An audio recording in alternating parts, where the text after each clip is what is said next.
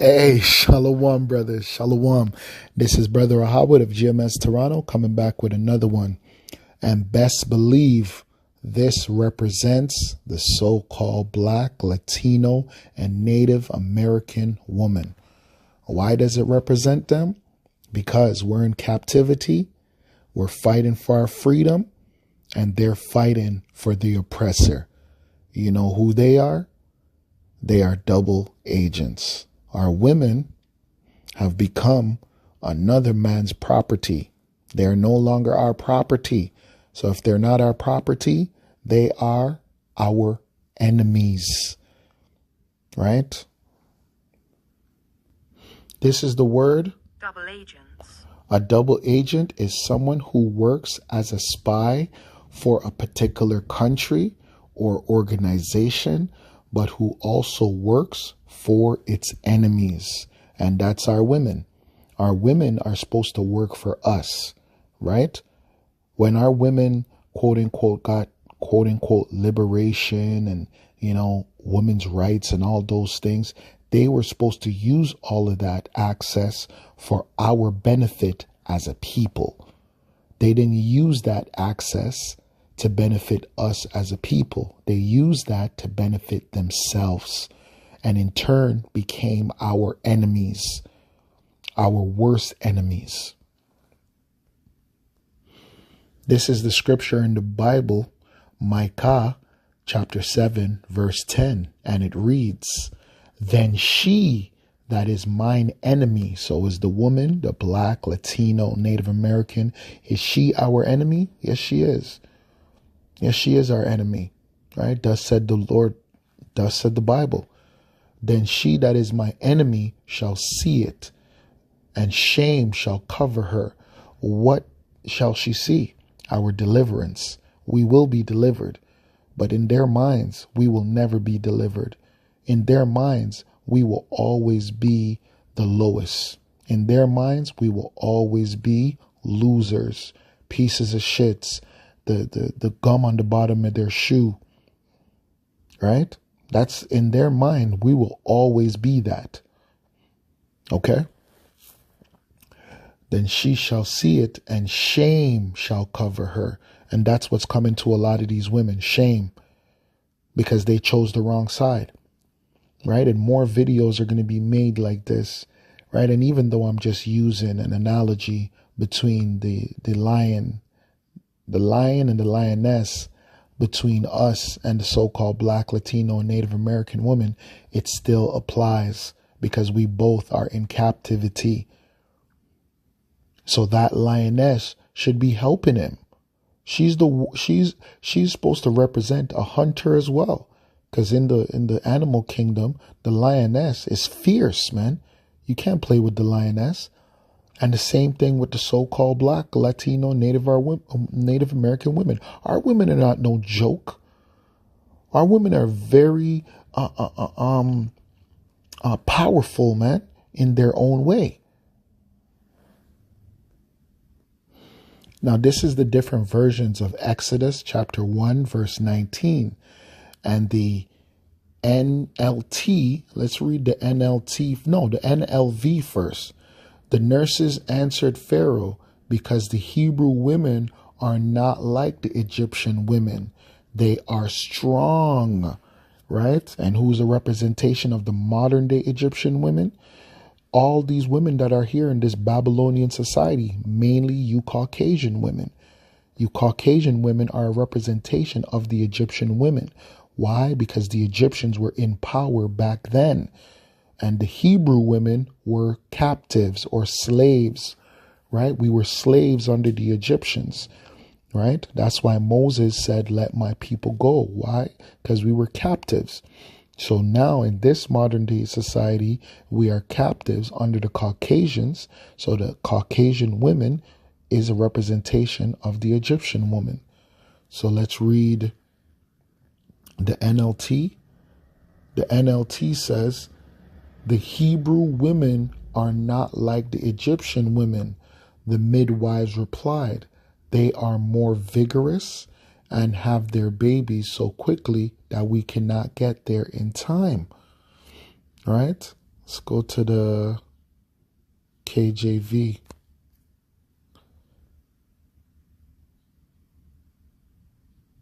KJV, did I pass it?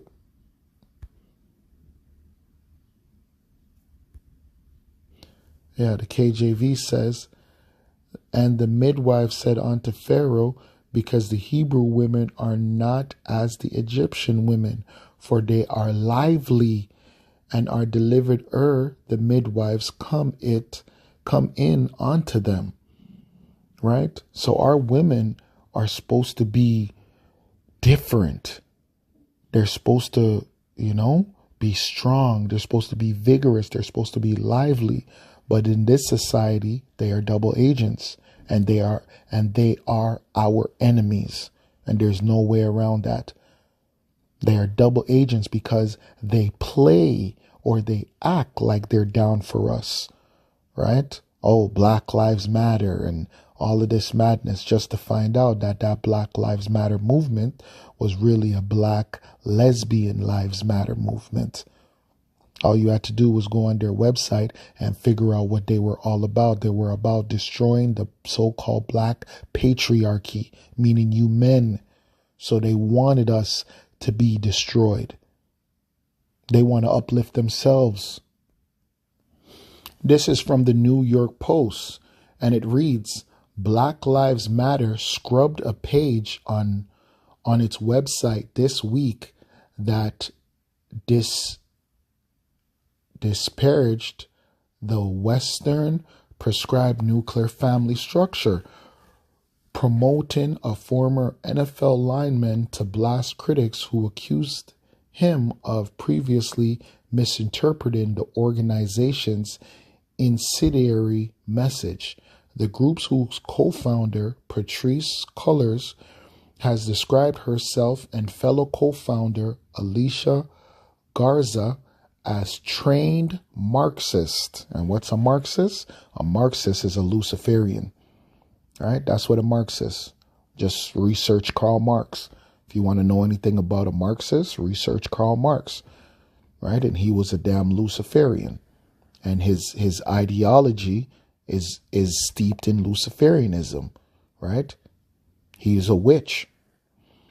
It says removed a page title, "What We Believe," that included its public policies positions, as well as describing itself as part of the global Black family. There's no such thing, right? Our people are not Black, but that's the confusion. A change first reported Monday by the Washington Examiner. We disrupt the Western prescribed nuclear family. What does that mean? We disrupt, we bring chaos. Order ab chaos. They're trying to bring a new world order through chaos, right? We disrupt the Western prescribed nuclear family structure requirement by supporting each other as extended families and villages that collectively care for one another, especially our children, to the degree that mothers, parents, and children are comfortable. The website formerly read, right? Which these women didn't understand what that extended family meant. That extended family structure meant, from back in the day, it meant that a man could have more than one woman. Okay? It says the page was no longer available Thursday. Also said BLM aimed to dismantle the patriarchal practice that leads to mothers having to work double shifts to make ends meet. See? So, Thursday also said BLM aimed to dismantle the patriarchal practice. And what is that? That is you so-called Black men being in rule.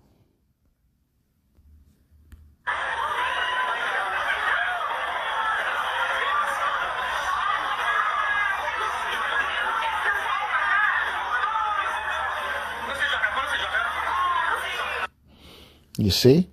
And this is a representation of the so-called Black woman. All right? When it's time for the so-called black man to rise up, do not expect the so-called black woman to be by your side, right? Expect her to be trying to hinder you or hold you back. You see where she was biting? She was biting his back, right? Let's go back. See? That's the perfect representation of the so-called black woman.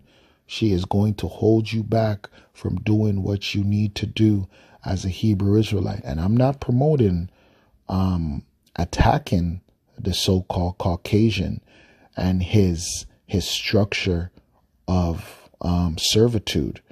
I'm not saying that, right? We will rise up spiritually, right? We will rise up mentally.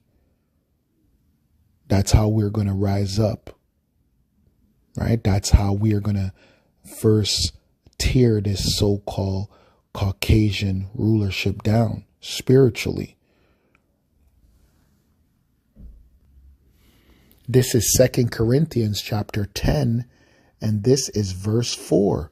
For the weapons of our warfare are not carnal, but mighty through Yahweh to the pulling down of strongholds, casting down imaginations and every high thing that exalteth itself against the knowledge of Yahweh, and bringing into captivity every thought to the obedience of Yahweh Shai Mashiach.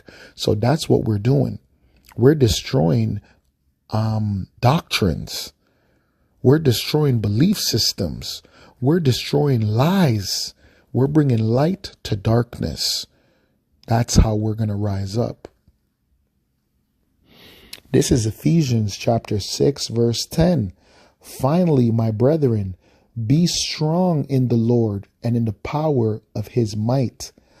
Put on the whole armor of Yahweh, that ye may be able to stand against the wiles of the devil, right? The trickery.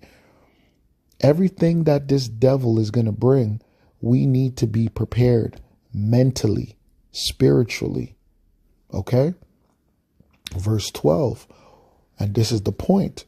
For we wrestle not against flesh and blood. So, right? Should we be doing this? Is this righteous? You know, wrestling against flesh and blood. Right? This is wrestling.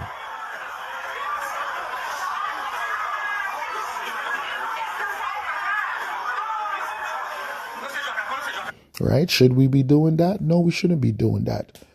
No, we shouldn't. But we don't know what that lion has gone through. Maybe that man has abused that lion physically, sexually. We don't know. We don't know why that lion is attacking him. But is this something that we promote as Hebrew Israelites of GMS? No, we don't.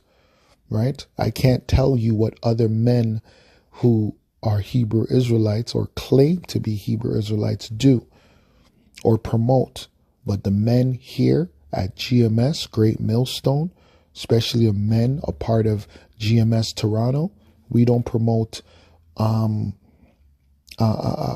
unquote what would you call this? Civil unrest and all of that. No, we don't do that. We promote the word, the preaching of the word of the gospel. Okay, let's go back. Right? This is Ephesians 6 and 12. For we wrestle not against flesh and blood. Is the white man flesh and blood? Yes, he is. So that means we're not supposed to wrestle him, meaning that we're not supposed to fight him, meaning that we're not supposed to put our hands on him, but against principalities, against powers, against the rulers of darkness of this world, against spiritual wickedness in high places. So that's what we're wrestling against, right? That's why we go through the spiritual ups and downs that we go through, brothers, because we're wrestling against spiritual wickedness that's in high places, right? Verse 13, wherefore take unto you the whole armor of Yahweh, that ye may be able to withstand in the evil day, and having done in all to stand. Right? So that's what we have to do. We have to have our armor on, our armor of truth, knowledge, faith, right? Discipline. We need to know the name of Yahweh and Yahushai. These are the important things, right? And also understanding that the so-called blacks, Latinos, and Native American women are not our friends, but they are our enemies, and they are double agents. They can come and they can cry and act like they care about our plight, and act like they, they'll be like, oh, hey, Shalom King, or hey, King. These women don't want us in rulership because it's going to change the structure of what they've already been used to, which is them above us. These women have been placed above us, and they love it. They love it. They love it, because these women understand what's going to happen if the so-called black, Latino, and Native American man goes into rulership. All the bullshit that they've been able to get away with thus far is going to come to an end. They know that they're going to be corrected, which means that they're going to be punished, right? Which they know that ultimately the majority of them are going to be destroyed, because the majority of our women are wicked. They are wicked. This is Ecclesiastes chapter 7, verse 28. Which yet my soul seeketh, but I find not one man, among 1,000 have I found, but. So one man among 1,000 have I found. Okay? So 1 in 1,000, the Most High has found a righteous man. But a woman among all those have I not found. Lo, this only have I found, that God hath made man upright, but they have sought out many inventions. Right? So yes, you're going to be able to find righteous men, but they are very few. But righteous women, that's like searching for a needle in a haystack, man. I'm not saying that they don't exist, but man, very hard. Because in this society has been made to the lowest depths of a woman's nature. She has been able to become her lowest self. Women need order, women need structure, women need discipline, and they have none of that in this society. So you're going to see the worst of them, not the best, the worst. Right? But yeah, I'm going to end the lesson off there. And with that, I'm going to give all praises, glory, and honor to Yahweh, Bahashim, Yahushai, Bahashim Rakakwadash. Double honors unto the elders and elder apostles of GMS that rule well and that teach well. And to the brothers on the four corners of the earth doing this work in truth and in sincerity. Shalom. Till next time. Kwame Asharallah.